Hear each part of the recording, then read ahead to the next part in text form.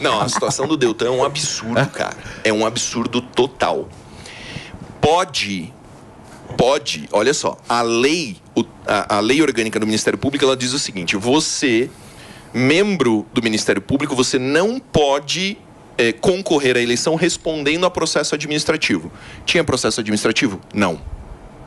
Como assim? Então, os caras é muito louco. Uma sequência de ilações. Então, mas deputado, o que aconteceu com o Deltan é um negócio muito louco, porque a presunção de crime virou crime. Não, né? Porque pior. Os caras falam, esses processos eles poderiam. Não, é pior. Olha só, eu vou te dizer a sequência. Poderiam. Eu vou te dizer os níveis. Então, existe uma sindicância. Ele presume que a sindicância pode virar processo administrativo. Depois ele presume que o processo administrativo pode gerar condenação. Depois ele presume que a condenação pode ser por demissão. E depois ele presume que o Deltan pediu exoneração para evitar isso. Você entendeu? É uma sequência. É uma coisa assim, não tem nem como a gente... Eu fiquei horas pensando, como é que eu vou descrever isso, meu? Que nome que eu vou dar para esse negócio? Porque é incompreensível. É incompreensível, uma sequência de presunções. O ex-ministro do Supremo Tribunal Federal, Marco Aurélio de Mello, se posicionou contra. Ele achou um absurdo. Miguel Reale, vários juristas. O que eu achei mais... Não. Irmão, se você tem 30 segundos de faculdade de Direito, que você entende um pouquinho, você já entende... Eu juro por Deus, aqui ó, meu abraço para todos os professores de Direito, porque a vida de vocês deve ser um inferno tentar explicar o que se faz com a lei no Brasil. Com a justiça. Eu juro por Deus. Mas então, Paulo, diante disso, presume, expurgar o cara do Congresso, porque ele foi posto pra fora. Quase que fizeram assim na bunda dele. A forma como tiraram as coisas de dentro do gabinete dele... E o outro já sumiu na velocidade da luz. Então a pergunta é... Tá, e aí, isso aconteceu, tá errado, tá completamente fora né? Não chega nem perto do que seria a justiça, do que seria a lei... E faz-se o quê? Porque amanhã vai vir um outro e depois o outro. A tese é que a oposição está forte e organizada.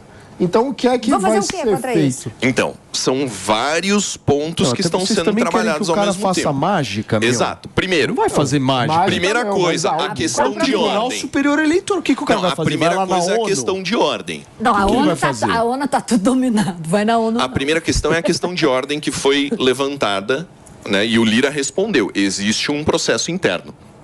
Você não tira o mandato de um deputado federal eleito, tá, dessa forma. Foi a primeira coisa. Mas a própria Câmara já rejeitou a articulação política para reverter isso. Mas ali não é uma questão. Ali é uma questão de um processo que tem que correr. Tá? Esse é o primeiro ponto. Depois, até porque tem vários deputados em situações lá de... Tem um recurso ao STF. Só tem santo ali, Antônia. Não me vem com essa... Depois tem projeto de lei de anistia. Depois tem PEC alterando o funcionamento. Tem um monte de coisa que a gente pode fazer. A questão é, o discurso do Deltan é perfeito. Naquele dia... Quem bateu palma é o bandido. Quem comemorou é o ladrão. Qualquer pessoa de bem entendeu que o que estava acontecendo com ele era uma injustiça absoluta ao arrepio da lei. É isso que é muito importante que as pessoas entendam. Sabe o que é pior? O Deltan, ele é um deputado muito qualificado e que tem feito um trabalho muito bom. Deles então, o Congresso perde em sua qualidade quando o Deltan é tirado no tapetão como fizeram. Tecnicamente, ele é fantástico. Uma pessoa, inteligente, sabe? Equilibrada. Um cara... Preparado, então, exatamente. Mas, o deputado, você sabe que vendo... Essa semana foi uma semana muito pesada, né, turma, em relação ao noticiário político, porque, a gente deu essa cassação aqui. O Deltan... É Mercúrio, isso? É, Mercúrio. O Deltan veio aqui ontem, bateu um papo com a gente, explicou. A gente viu, obviamente, o abatimento dele de toda essa história. E, assim, o que eu perguntei pra ele, o deputado, era se ele achava que ia ter parte 2, parte 3, parte 4 dessa história. Porque eu tô analisando isso só como um início. Começou o game. Eu acho que o Serginho Moro já está na mira, Carla Zambelli, Nicolas... Porque o Sérgio Moro está na mira por conta de uma ação iniciada pelo PL. Não, mas é outra questão. Não tem nada a ver com isso. Isso daí é o PL do Paraná, trabalhando uma questão eleitoral específica. Eu também tenho ação contra deputados por questões eleitorais que eu vi ali uma irregularidade do meu ponto de vista. Meu advogado está trabalhando naquilo. Isso não tem nada a ver com o partido. Isso foi da campanha do Paulo Eduardo Martins, beleza, que é candidato. Só que o que acontece? Está no mesmo campo político do Sérgio Moro. Não faz sentido. Mas não dá para comparar o cara querer tirar o Sérgio Moro uma ação do Deltan para retirar, uma ação do PT para retirar o Deltan ao arrepio da lei, contrária à lei, com uma ação do PL do Paraná por uma questão de candidatura local de lei eleitoral. O objeto é o mesmo. mesmo. Não é o mesmo objeto. É o mesmo Calma objeto. aí, veja. A gente pode discordar da decisão do TSE. Não, pode discordar não, irmão. Calma. A realidade é uma. Você tem que admitir. Não, eu conversei com juristas, a realidade que eu cheguei a lei foi aplicada? A realidade... A lei foi aplicada? Veja, eu não sou jurista. Certo, você conversou com o jurista. Eu conversei o que ele falou? com juristas. Eu vi claramente uma divisão de opiniões. Alguns acharam absolutamente absurdo, enquanto outros disseram, olha, o TSE já tomou outras decisões como essa. Então ele não falou, a lei foi aplicada corretamente. Não, mas Isso que eu queria saber. Não, beleza. Tá bom. Mas o meu ponto é, o mundo jurídico, portanto, está dividido. A lei não serve para nada.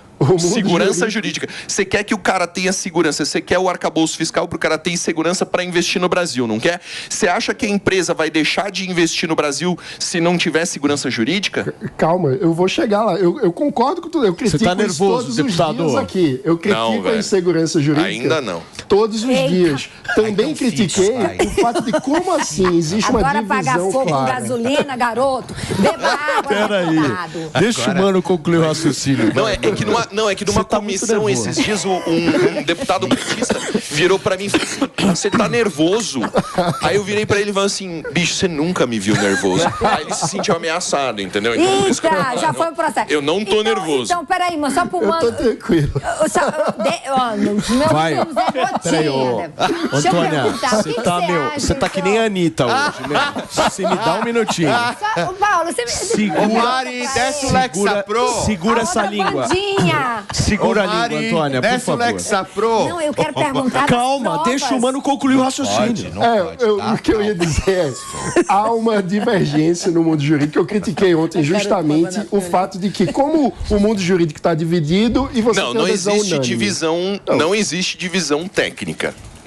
Não existe. Existe. Quem você diz que está dizendo que... Existe, são pessoas técnicas. Quem você está dizendo, ele diz assim, existe um precedente. Existir um precedente não significa que a lei foi aplicada corretamente. Esse é o ponto. Mas que há um caminho jurídico de... Enfim. Uma decisão de 1 minuto. Eu critiquei ao arrepio também. da lei. Eu não estou defendendo a decisão. Então beleza. Mas vamos dizer assim... O que eu estou dizendo é... O que você está dizendo é que o mundo jurídico está dividido entre petistas e direitistas. Não, o mundo jurídico está dizendo assim, quem o cara que é acredita na petista lei, vai falar que a lei decisão faça está o que certa. O que eu quero chegar é o seguinte, como que o diagnóstico do PL é que há uma inconsistência na forma como o judiciário está funcionando e o PL aceita uma ação contra o Sérgio Moro. Mas você está comparando maçãs com bananas. Por quê? Porque uma coisa é a aplicação da lei, que é necessária, outra coisa é o desvio. Você está dizendo, então a posição do PL é que a posição do PL é que a lei, a posição do PL é que a lei tem que ser aplicada e ponto. Só um minuto. Então o Moro não devia ser a lei tem que ser aplicada. Um break rápido. Turma, hoje, sexta-feira, o negócio tá daquele jeito. Para você que tá no rádio nos acompanhando, a gente já volta. São 10h39. E para você que tá na televisão, a gente continua. Agora com uma espetada. Leve, tranquila. Deputado, o senhor está dizendo aqui que o Deltan Dallagnol foi injustamente cassado. Mas, todavia, porém, nós tivemos, se eu não me engano, 3 ministros indicados por Jair Bolsonaro, entre eles Cássio Nunes Marques, que votou a favor da cassação. Como é que se explica isso, deputado? Então, é que esses ministros, eles não eram advogados do Bolsonaro, como é como é que é o nome desse que tá internado? Me fugiu agora o nome. Eu não estou querendo defender o Bolsonaro. O que eu estou querendo dizer é que o Bolsonaro indicou ministros. Sim. Os ministros têm liberdade. Não, mas peraí.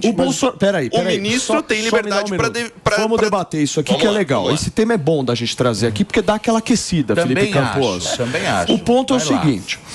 O Bolsonaro não fala que defende liberdade? Sim. O Bolsonaro não é um cara que fala que, ia mudar a política e tal? Sim. O que eu esperava do Bolsonaro? Que ele indicasse pessoas para o judiciário que tivessem esse mesmo espírito, certo?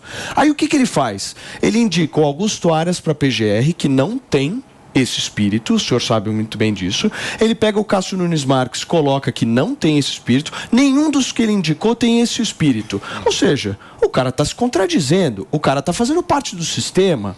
Ou seja, tá todo mundo junto e misturado. É ele que tá fazendo e parte aí a do galera sistema, que tá nos assistindo fica de trouxa. fazendo parte Quem do colocou os sistema. ministros lá? Não, mas não é questão de colocar. Você coloca o cara lá e depois ele faz o quê?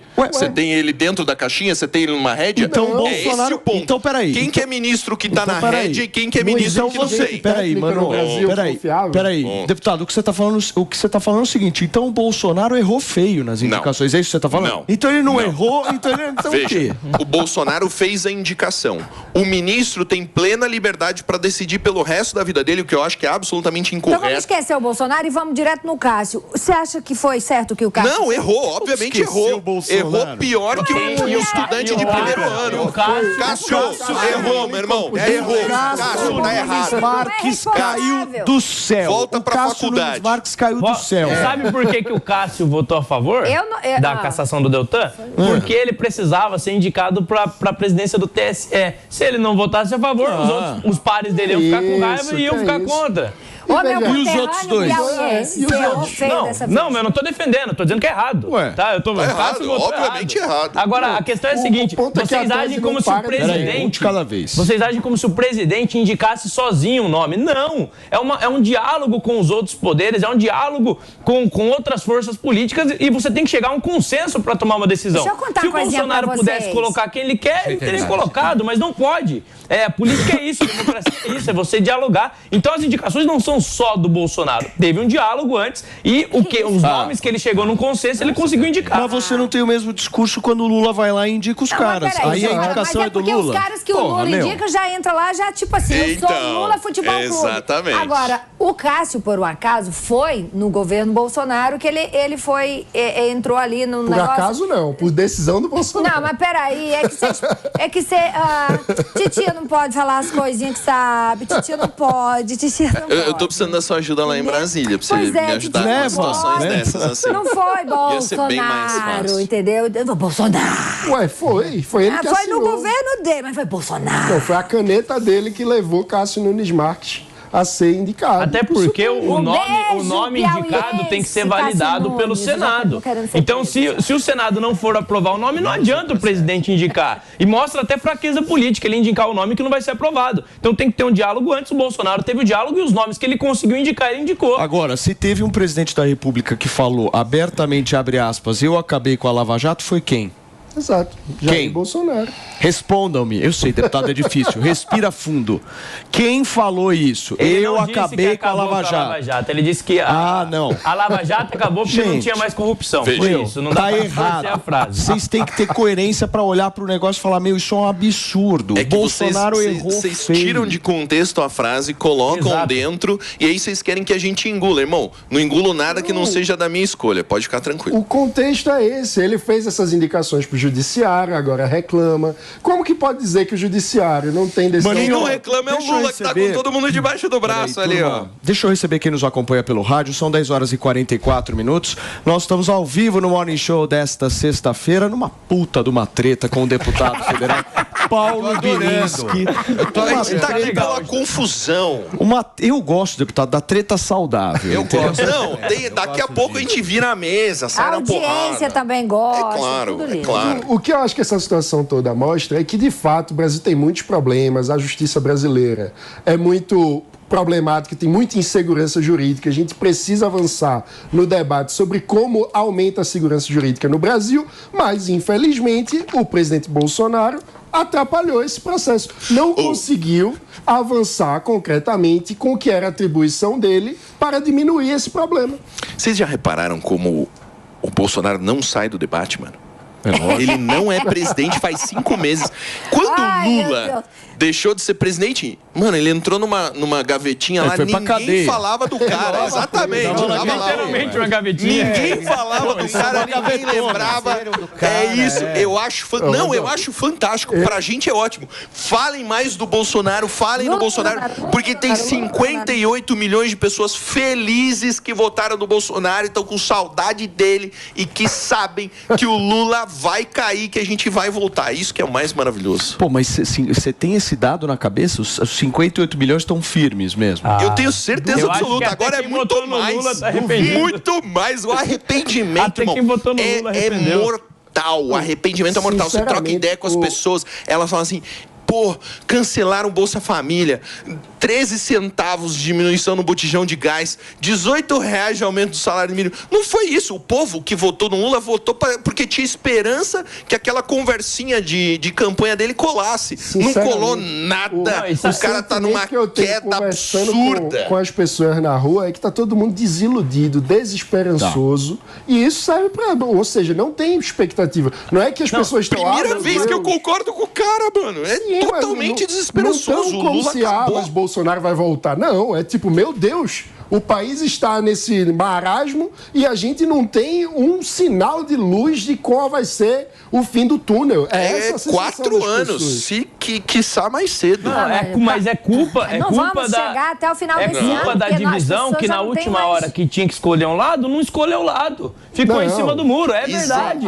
Ficaram em cima do muro e tem responsabilidade. Não vai ver que espaço, a culpa por ter ou não voto é sempre do político, que está pedindo voto. Ponto. Isso aí, o eleitor... O eleitor não tem responsabilidade nenhuma. Ele tem responsabilidade, mas ele é um voto que precisa ser conquistado. Quem fica xingando o eleitor é que não pode depois... Não, eu não xingo eleitor, eu xingo formador de opinião. Eu xingo grupos políticos que pregaram o voto nulo.